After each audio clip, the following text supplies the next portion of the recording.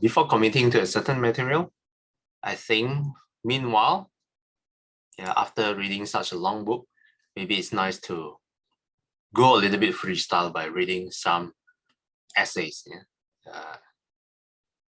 Here, there's a lot of essays written by Bhikkhu Bodhis as well.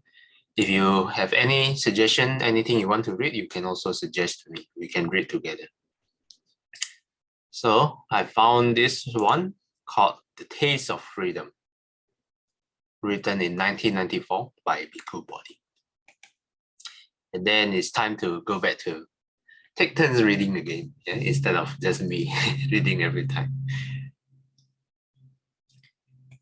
Let's begin with the first paragraph. The clarion call of our present age is, without doubt, the call for freedom. Perhaps at no time in the past history of mankind, so much as at present, has the cry for freedom sounded so widely and so urgently. Perhaps never before has it penetrated so deeply into the fabric of human existence. Okay.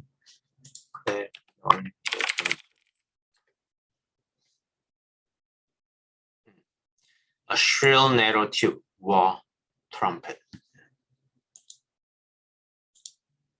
So the trumpeting call of our present age, call for freedom. Everything is about freedom.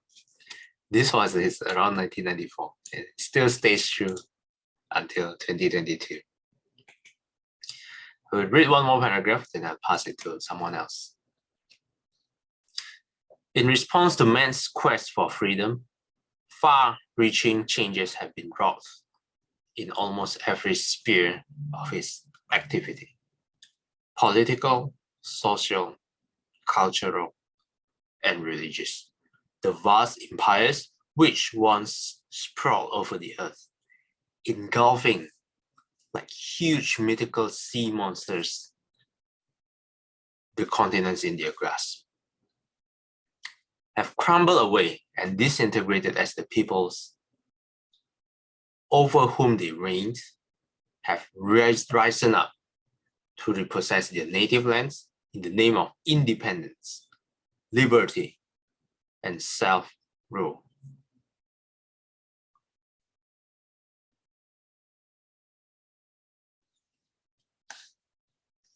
In our quest for freedom,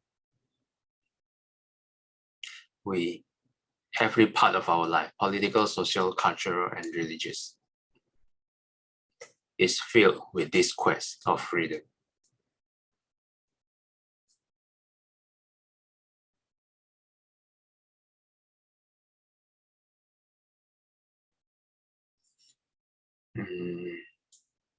The vast empires, usually the lands were used to rule by empires, like kingdoms where a certain amount of land is possessed by one person, by a king, have started to crumble away and disintegrated. Why? People start to rise up and repossess their land in the name of independence, liberty, self-rule, and like democracy.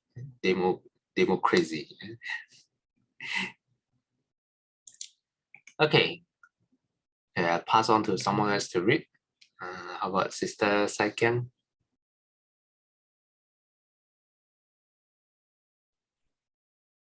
Thank you, I'll try. All political forms such as monarchy and oligarchy have given way to democracy, government by the people, because every man demands the right to contribute his voice to the direction of his collective life. Long-standing and social institutions, which kept men enthralled since before the dawn of history, slavery, serfdom, the caste system, have now disappeared or are rapidly disappearing. while accounts of liberation movements of one sort or another daily check the headlines of our newspapers and crowd the pages of our popular journals. Thanks, second. Okay, let's first define a few words here. Monarchy and oligarchy. Monarchy is like a king system. Let's take a look. A form of government with a monarch at the head. Yeah, but what is exactly is a monarch? Let's define.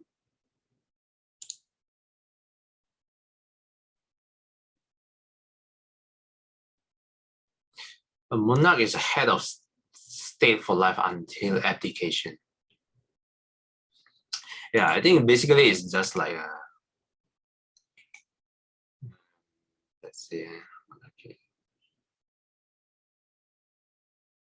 It's like a system where it's headed by one person, like a king or a queen. Okay, here, monarch can carry various titles, such as emperor, empress, king, queen, raja, khan, Shah, sultan, shah, or pharaoh. Yeah, I think you get the idea.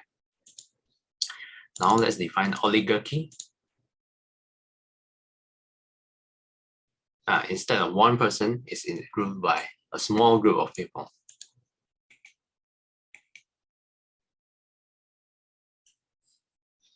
Let's take a look briefly.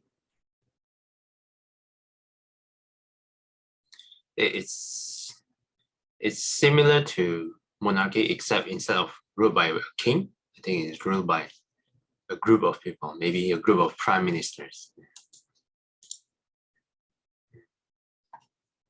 This form of all political forms, monarchy and oligarchy, has been replaced by, in our modern word, democracy, government by the people.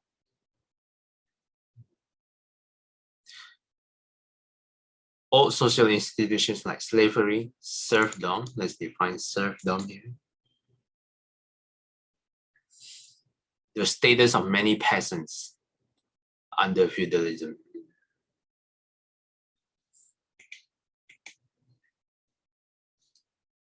Yeah, basically the old political system like slavery, where you can be sold to someone and they have to serve you for lifetime. The caste system now disappeared, or at least are rapidly disappearing.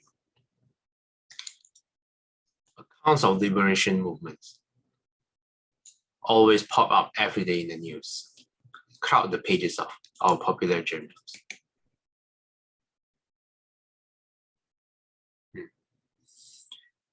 And the next paragraph, we will explore on the arts portion. Saikya, would you like to nominate the person to read? Sister Lin Toy. Okay. Thank you.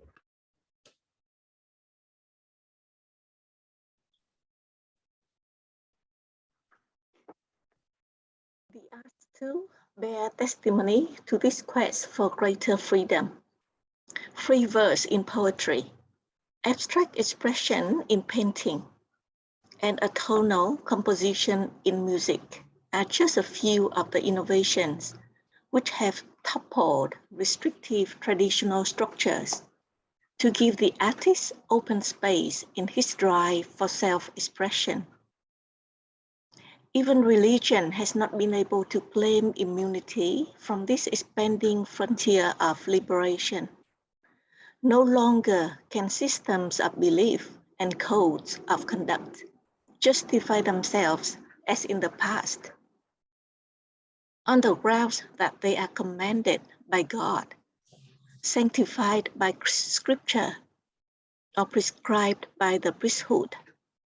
They must now be prepared to stand out in the open, shorn of their veils of sanctity, exposed to the critical thirst of the contemporary thinker, who assumes himself the right to free inquiry and takes his own reason and experience for his court of final appeal. Freedom of speech, freedom of the press, and freedom of action have become the watchwords of our public life. Freedom of thought and freedom of conscience, the watchwords of our private life. In any form in which it obtains, freedom is guarded as our most precious possession, more valuable than life itself. Give me liberty or give me death, an American patriot exclaimed 200 years ago. The succeeding centuries have echoed his demand. Thanks, Sister Lin Toy. So everything that we have read is the background that our current world is, how our current world looks like right now. Now, finally, the subsequent paragraphs is about the Dharma. So, actually, there's many difficult words here, but I think at least we all get the idea that this is the way freedom looks like, at least in the modern world. The next few paragraphs, finally, we touch upon the Dharma. Sister Lin Toy, would you like to nominate next person to read? Sister Choi Kwan. Okay.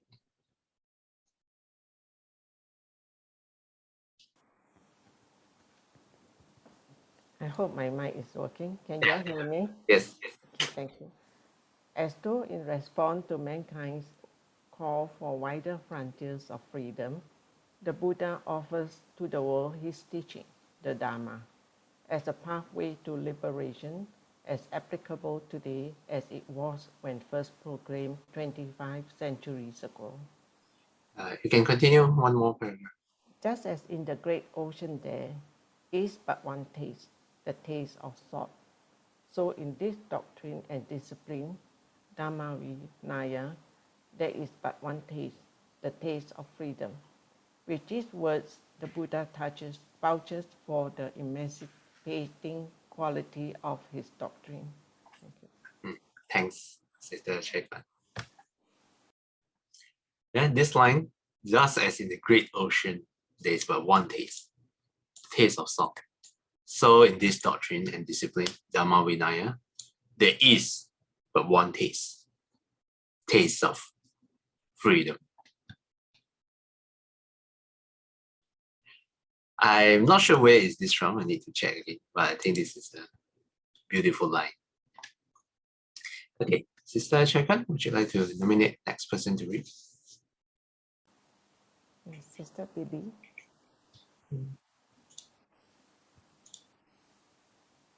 Sister Billy.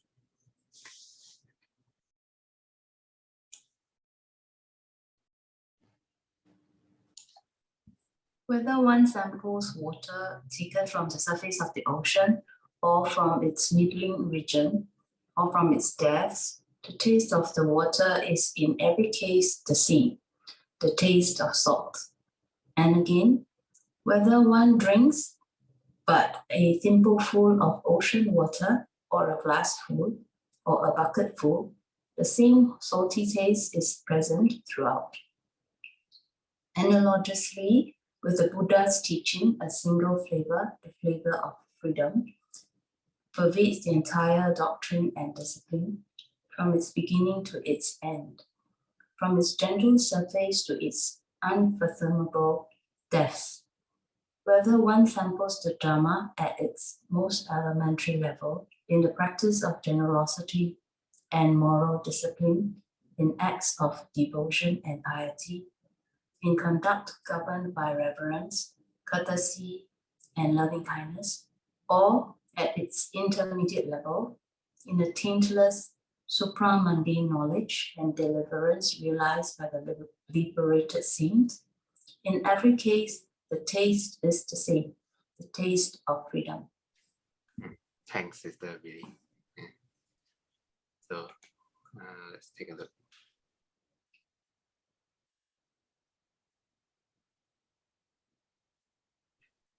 Okay, let's read a few more paragraphs. Sister Billy, would you like to nominate? Sister Aikin. Okay.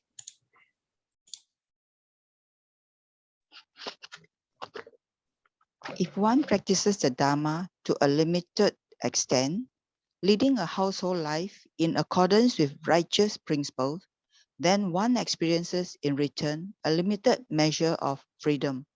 If one practices the Dharma to a fuller extent, going forth into the homeless state of monkhood, dwelling in seclusion, adorned with the virtues of a recluse, contemplating the rise and fall of all conditioned things, then one experiences a fuller measures of freedom. And if one practices the Dharma to its consummation, realizing in this present life the goal of final deliverance, then one experiences a freedom that is measureless. Okay. Thanks, Sister again.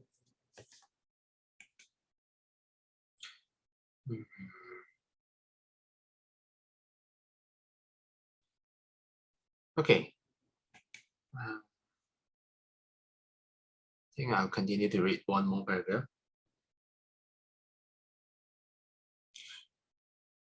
At every level, the flavor of the teaching is of a single nature, the flavor of freedom.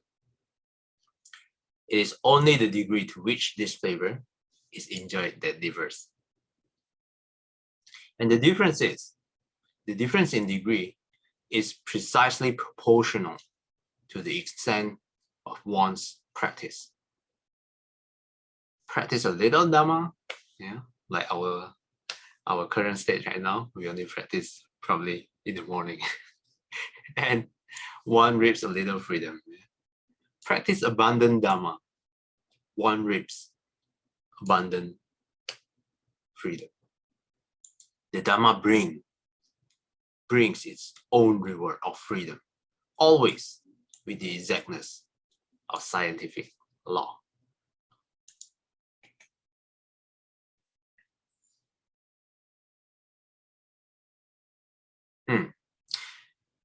The next paragraph will finally explore what we have read in the beginning, in the introduction, and how the Dhamma is different from the current definition of freedom.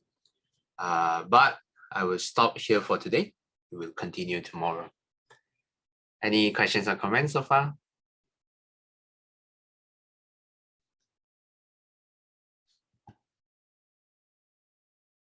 Okay, if not, and if you're curious, stay tuned for tomorrow.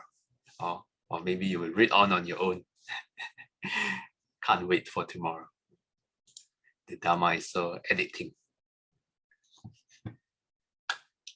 Let's do a dedication.